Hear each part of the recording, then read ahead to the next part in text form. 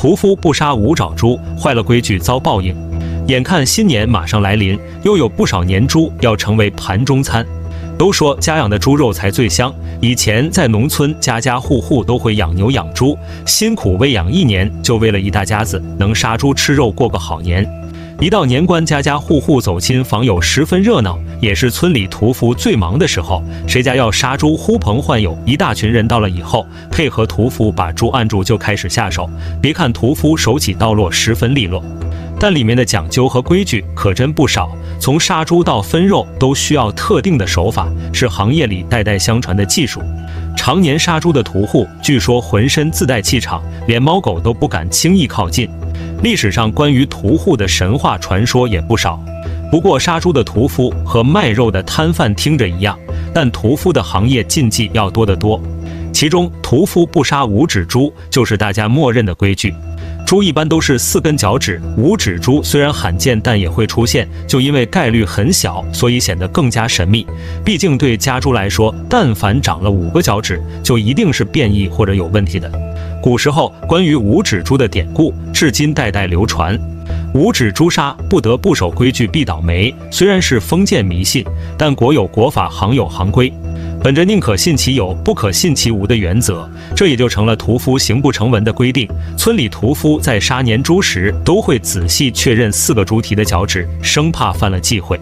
关于无指猪，民间有2种说法。第一种就是人转世投胎，一旦杀了就是残害同类，毕竟4根指头是正常猪，一旦多1根就和人一样了。在古时候一直有来世今生的传说。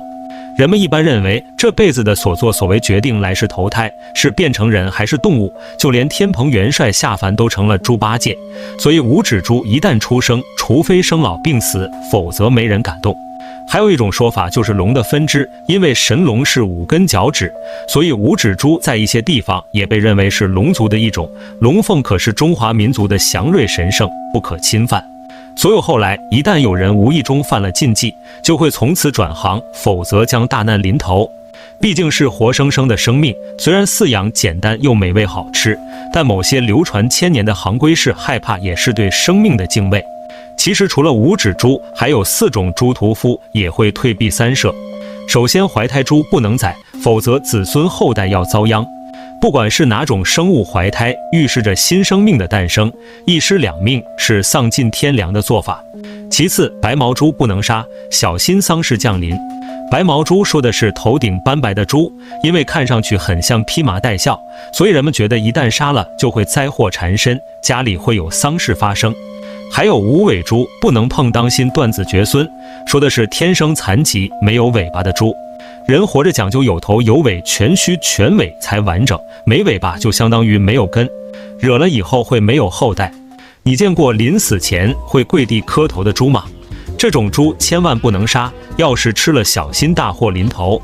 说的是一种临死前突然开悟，会双膝跪地俯首跪拜的猪。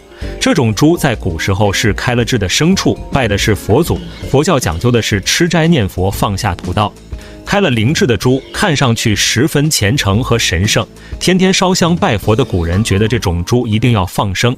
从无指猪、白毛猪、怀胎猪到无尾猪、跪拜猪，5种猪一直是屠夫行业的禁忌。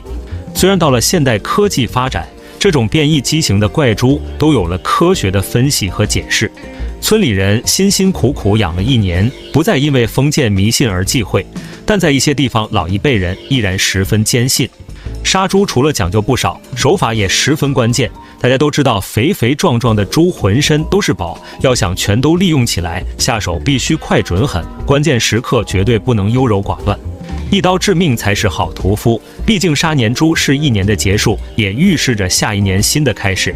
一刀不能毙命，剧烈的疼痛就会让猪疯狂挣扎，摆脱束缚，狼狈的场面可想而知。因此在一些地方人们会认为这是不吉利的，因此开年第1刀必须要做好，这样才预示着来年一切顺利。相信有不少朋友都见识过杀猪的场面。一个好的杀猪匠十分抢手，到了年关甚至需要提前预约。而之所以猫狗见了屠夫会下意识的逃跑恐惧，也是因为常年跟牛羊猪打交道，身上沾了浓重的血腥味。动物的嗅觉异常灵敏，察觉到不对会第一时间逃命，这也是天性。对杀猪的5种禁忌你怎么看呢？欢迎大家留言评论。